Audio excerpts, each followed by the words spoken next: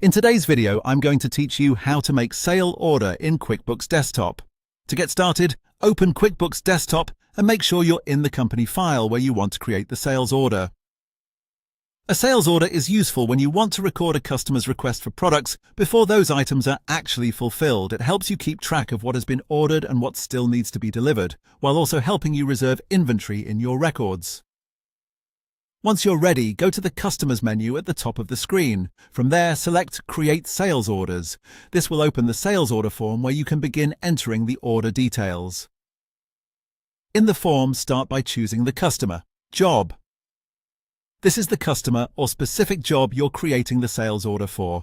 Selecting the correct customer is important because it ensures the order is tied to the right account and can be tracked accurately later. If your business uses jobs under customers, make sure you choose the exact one that applies to the order you're entering. Next, add the items the customer wants to order. Enter each product in the items section and then fill in the quantities for each one. Take a moment here to review the information carefully so the order matches exactly what the customer requested. If you use inventory items, this step also helps QuickBooks track what has been committed to customers. After entering the customer, items and quantities, click Save and Close.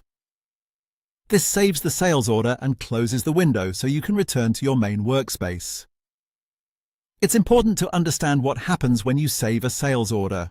In QuickBooks Desktop, a sales order is a non-posting transaction.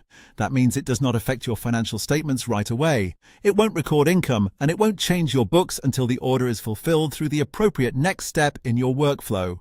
Instead, it simply reserves the items and helps you track customer orders efficiently. This is especially helpful for businesses that receive orders in advance and fulfill them later, since it keeps everything organized without prematurely impacting accounting records. And that's how to make a sale order in QuickBooks Desktop.